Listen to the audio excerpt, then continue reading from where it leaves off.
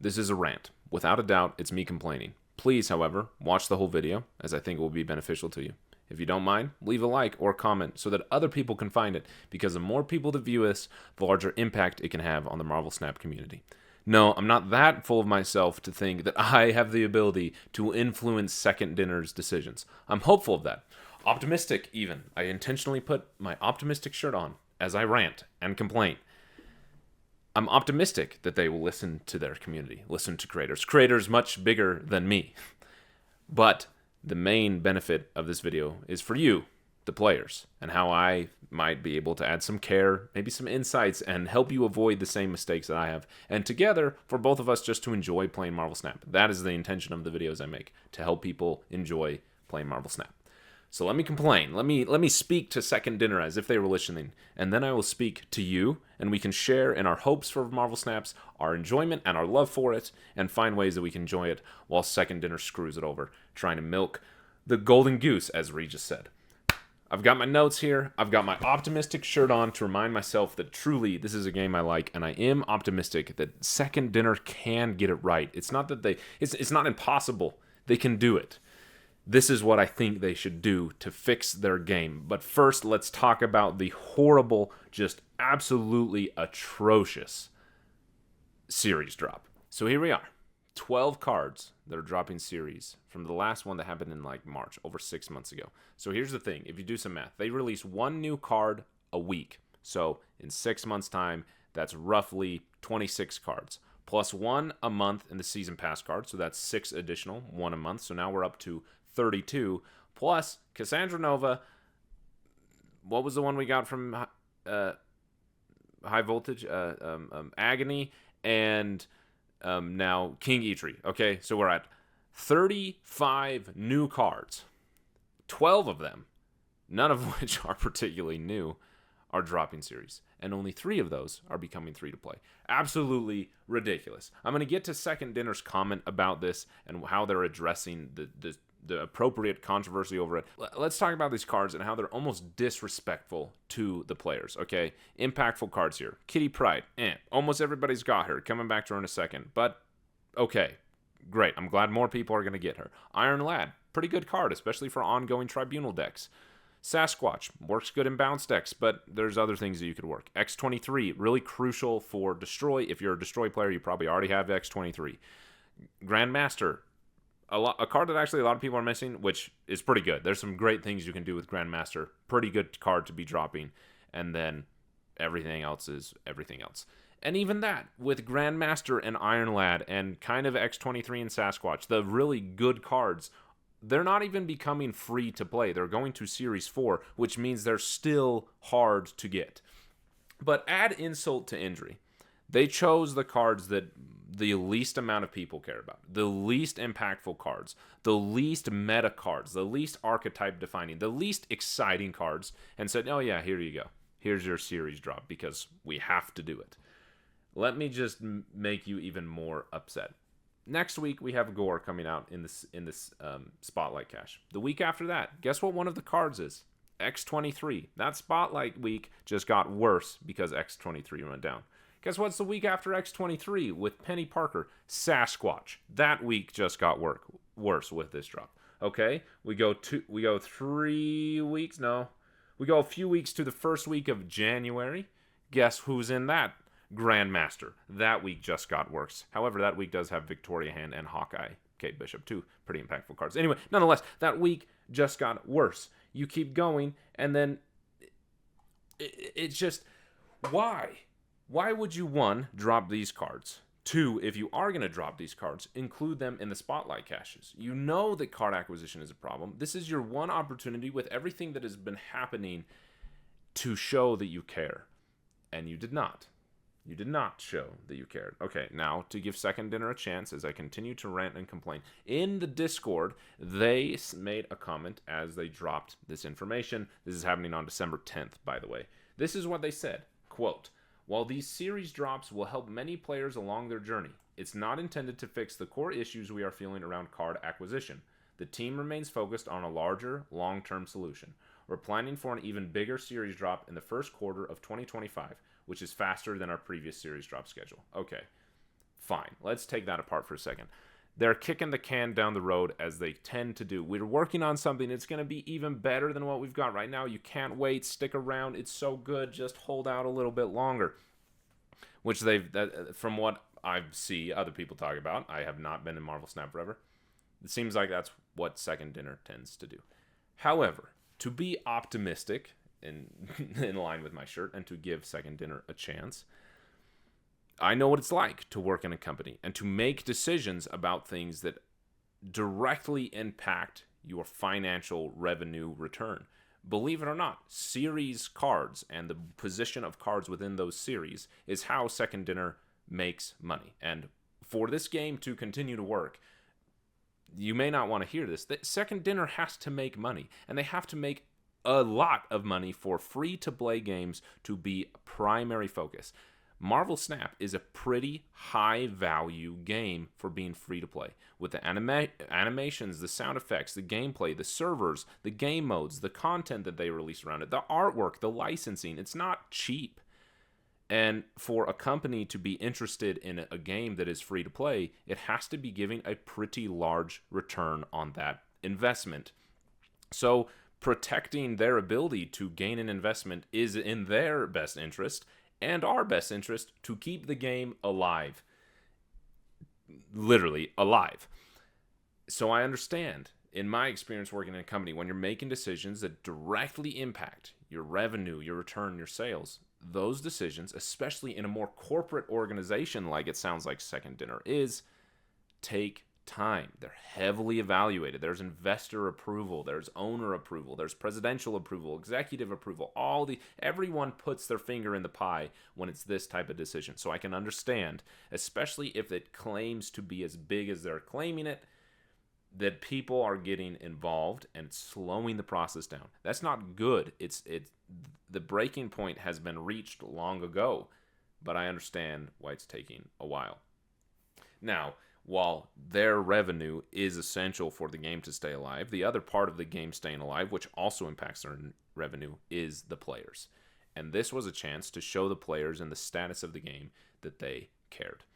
I am, again, optimistic that they will show us in Q1 of 2025 that they really, truly care.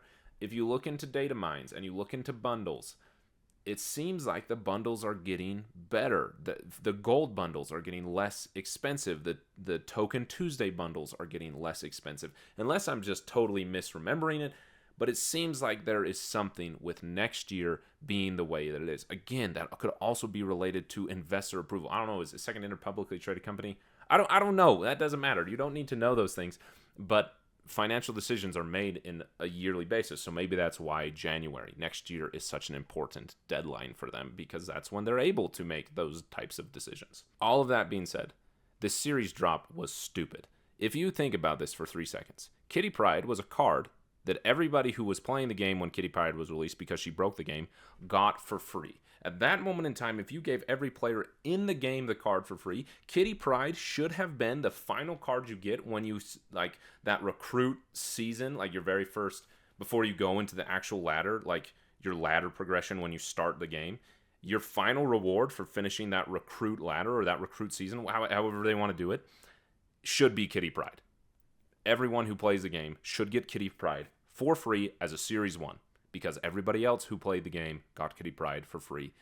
That's ridiculous. Kitty Pryde is not a card that's going to break the bank. You're not going to lose out on bundles if suddenly people have Kitty Pryde for free.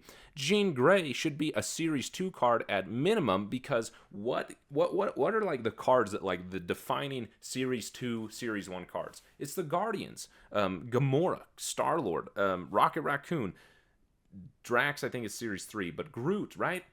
Those all go in line with Jean Grey. Why would you not put that? Like, who's playing Jean Grey? Nobody is. That's why they put it in Series 3. Why would you not benefit your new players and give them a card that directly... Like, this is when this card is going to be played, is when those cards like Star-Lord are the only cards that you have to play. They talk about in their updates how they care about the new player experience, which, as someone who recently came back with a brand new account to Marvel Snap, is pretty good. But this is an easy thing to make it even better, to show that you truly care about that early experience and that you're not giving those people who are later on in the game, like myself, nothing. Because, one, I've already got Jean Grey. I'll get Snowguard. Cool. But I wasn't sweet. I got Jean Grey. Guess I'll never use her. Like, it's just so frustrating. I was hopeful that they were going to do it right. That Nico was a card that they were just going to give everybody for free. But they've got a $100 bundle for Nico coming up, so that absolutely is not going to happen. So, let me move on from this series drop for a second and just talk to hopefully people at Second Dinner or to just watching. You can vent and your frustrations with me about this game.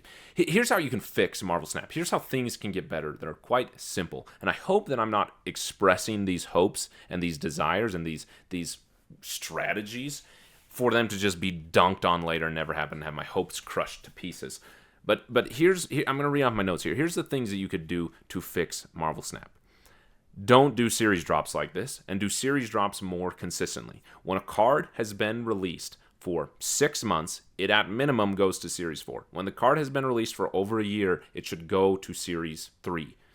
Again, I understand that there's some, Surtur, season pass cards. Leave those in Series 5. That's fine, because people paid for those. I think that makes sense. A season pass card, that's tough. And the season pass in a moment. Keep the season pass cards of Series 5 forever. That's fine. Keep the big bad Series 5 forever. But all these other cards that are released weekly, let them drop on a schedule. Just automatic. Set up an Outlook reminder and have them drop. Stop it with the gotcha system in the spotlight caches. If I spend my keys, I don't want... This happened last week or 2 weeks ago, whenever Valentina was in the spotlight. That random 4th card was Valentina. There is no way that the random card I could get is also the card that is in the spotlight that week. How stupid. I would have been so mad if I would have gotten a Valentina variant trying to get whatever it was with Valentina. Was that Frigga? This is not important, but... with Malekith, right? Luckily I didn't. But still, so stupid. It should just be it shouldn't be a random card. It should be a card that's Series 4 or 5 that you do not have, or 1,000 tokens at a minimum. What is giving people 1,000 tokens when they spend their keys once a week going to do to the game? Absolutely nothing, because people hoard resources anyway. So stop that. Stop it. Get some help. Keep the Season Pass. Here's something you're doing right, Second Dinner. The Season Pass, I think, is one of the most valuable Season Passes in all of free-to-play Season Pass games. A Season Pass card is hard. You got to thread the needle to get a card that is competitive and exciting to get people to pay, but also doesn't break the game to make it unfair or unplayable for free-to-play players. And while there's some other things that you could put in the rest of the Season Pass track, like put some tokens in there, put some gold in there, put a spotlight key, for crying out loud, the card itself is something that I feel like Second Dinner has done pretty well. And it's hard, do you let people buy the card and then and you have it be pretty amazing like Agent Venom, and then once it leaves the season, nerf it? That's a tough needle to thread, and I think for the most part they get it right. Keep the Season Pass. Keep it at the value that it is. However, I don't know if this is something you do. Localize the cost so that people outside of the United States can actually afford it at a reasonable cost to their income level. Stop the FOMO variant purchases. That is just... I want to buy... If I had it here in the game, I would pull up my the collector's reserve, whatever it's called. Haven't spent my gold a single time. You want to know what the collector's reserve should be? That however frequently it shows up at random, people have the opportunity to go buy whatever variant they want with gold. And you want to know what card I would like a variant for that I have yet to be given an offer for in the rotation?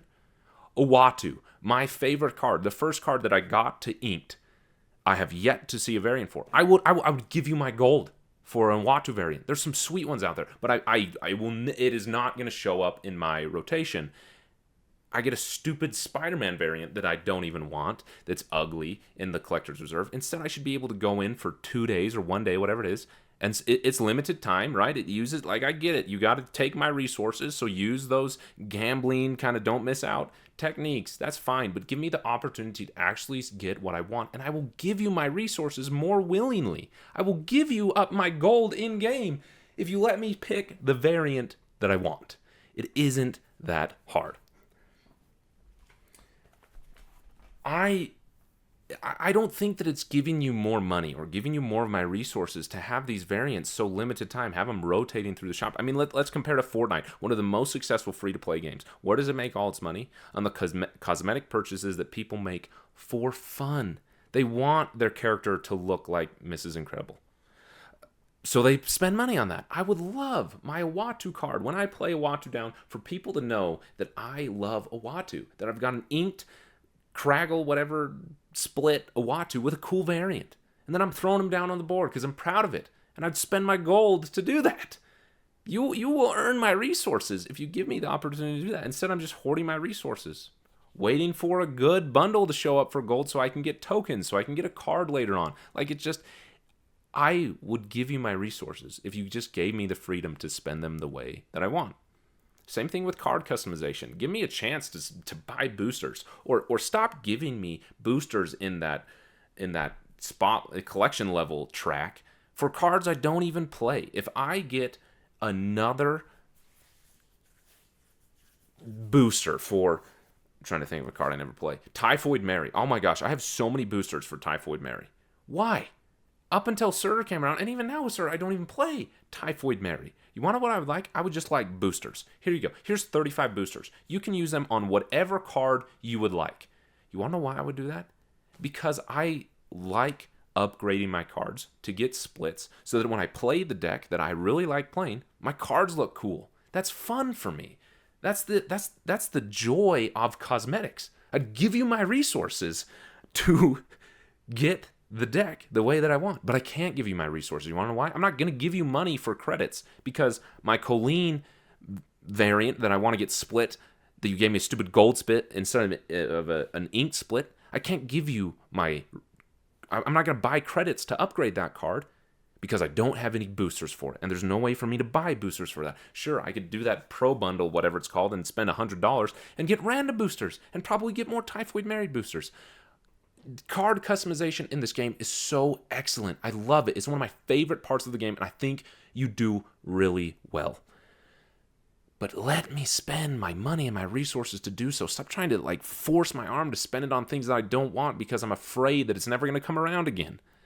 You would earn more if you gave me a chance to spend the way on what I wanted to, but I'm spending too much time on this. Give us a chance to spend time on customization the way we want to customize instead of forcing us to customize. Because here's what you're doing. You're giving us options for things that we don't really care about at random, and so none of it feels particularly exciting because you have this weird thing like, oh, this thing's kind of cool. Is it going to come back? Should I spend my resources? Or is there going to be something cooler in the future and I don't want to miss out because resources are hard to get? And it's this weird in between, and most people end up just hoarding their gold. It's the truth. We hoard them for gold bundles so we can get tokens. That's the other thing. Stop giving me special offers. In fact, I'm pulling it up. This is stupid. This is just insulting. Stop it with these special offers.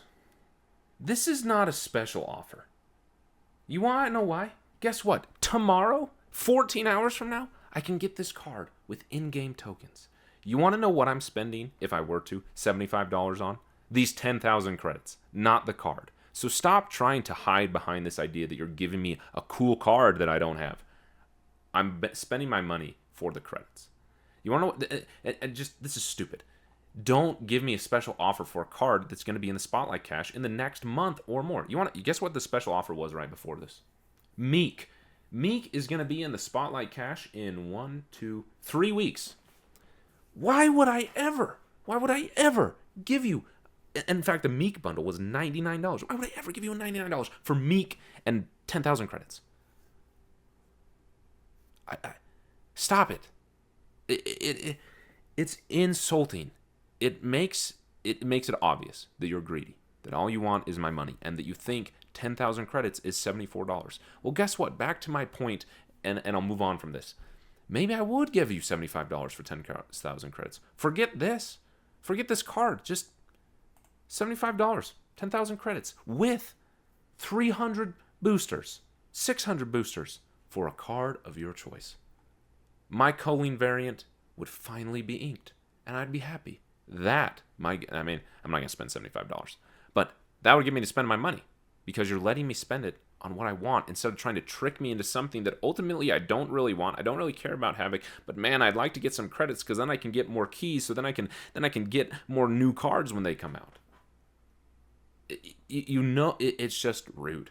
You're tricking us into false value for something we might get from the credits and not the card. So give us a chance to customize, and I know I'm not alone in that. I know people would spend their resources and their money if you let them customize the way that they want. That is a huge part of this game. I think that card acquisition definitely needs some help, and I'll give my thoughts about it here. But as far as like a money making standpoint, this is where the gold is truly. Is in customization and the options you could give people. Instead, you force us into this dumb system where I just end up hoarding my gold. I'm just speaking honest. But let's talk about card acquisition. You even know this is a problem, and you say you're going to do something about it. Second dinner. You need to have catch-up packs because people come back. The lifeblood of this game, as much as is your revenue, is also the players. You need returning players. You need new players. And it is daunting to come back to the game and be as far behind as you are, and to have card acquisition come to a screeching halt as soon as you enter Series 3 and have it feel nearly impossible to get the Series 4 and 5 cards, let alone get them, but also get the cards that you want. Let's just look at next week. I don't play Destroy. I'm not interested in Lady Deathstrike or X-23. You want to know what card I'd really like to get? Thanos. Because that's just a cool card. I've wanted to play Thanos since Marvel Snap came out. I never had the opportunity. I'd give you my resources willingly. I wouldn't hoard them. I wouldn't be looking into data mines and I genuinely did this, pull out a spreadsheet and figure out exactly how many keys I need and exactly how and when to spend them. I'd give you them for Thanos. Let me choose. Give me a chance. Especially if I'm an inactive player. If I've been inactive in the game for 90 days, I should have an opportunity in the spot. Just make it part of the Spotlight week that I can choose one Series 4 or Series 5 card that week. It has to be within the first 2 weeks that you come back to the game. You got 14 days when you come back to the game to get, with your key, you got to spend a key, but you can get a Series 4 or Series 5 card of your choice. I don't think that's a big deal. Let people get the cards that they want, because once again, we want to play the way we want to play. Instead of forcing us to try and play the way you think we want to play and try and like hoard our resources to get the most meta card, just let's play what we want. That would keep your meta fresh. If people didn't feel like they had to hoard their resources and only spend them on a card that was valuable, but they could spend them on the card that is valuable to them because it matches their play style. So give catch-up bonuses for inactive players or new players. Give them a chance. You know another way you could do that? Give them a trial pack.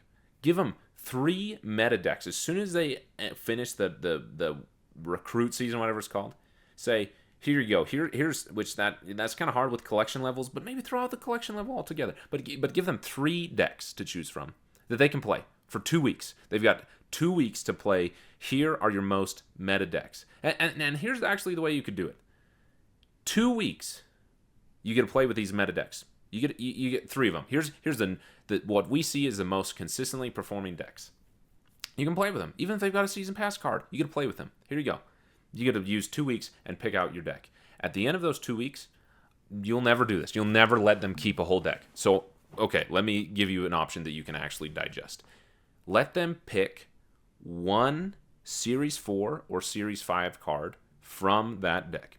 Just for free. No keys, no resources, just by coming back to the game or being a new player, from the deck that they chose they really like, they get one deck or one card that's particularly impactful that they're not going to get for a long time.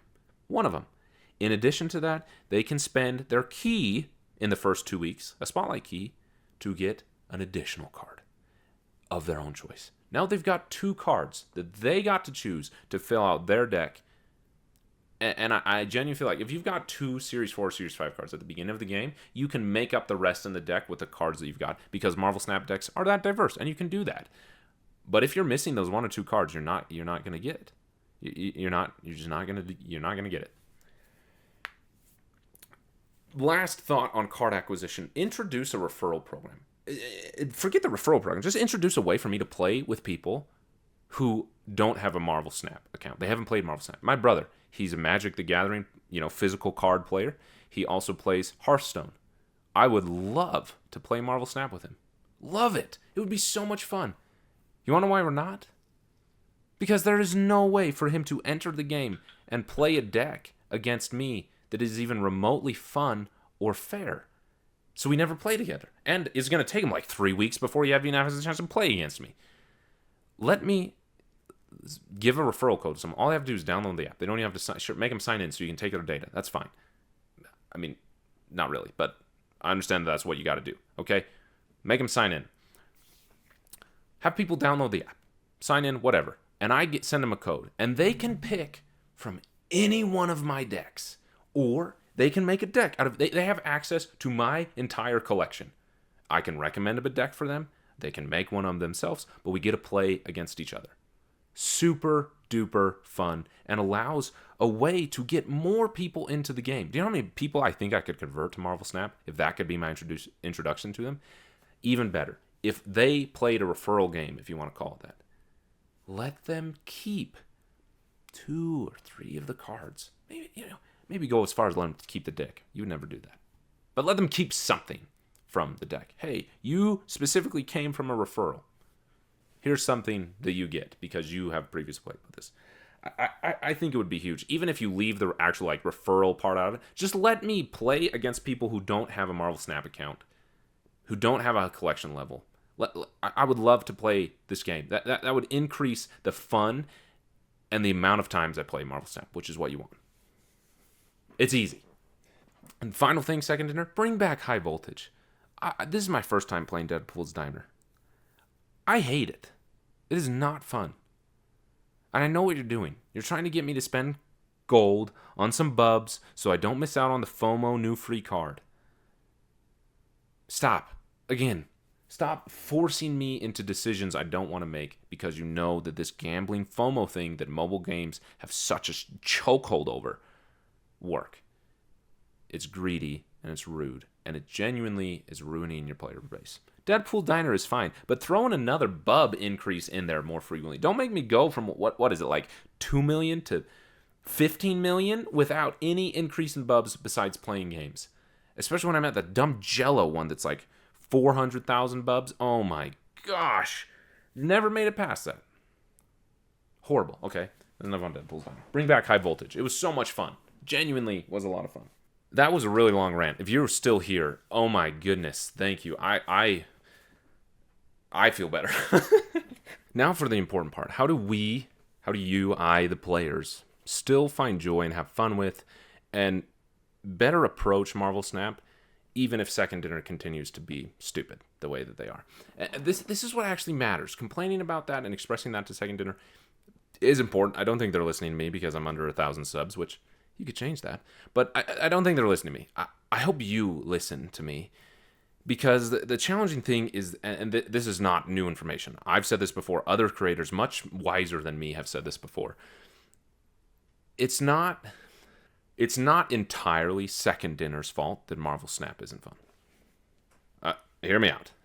Yes, card acquisition, toxic decks, super annoying matchmaking modes in like Deadpool's Diner, FOMO, and horrible bundles that eat into our brains and our genuinely, chemically and biologically eat into our games with this gambling mindset. Eat into our minds, our brains with this gambling mindset.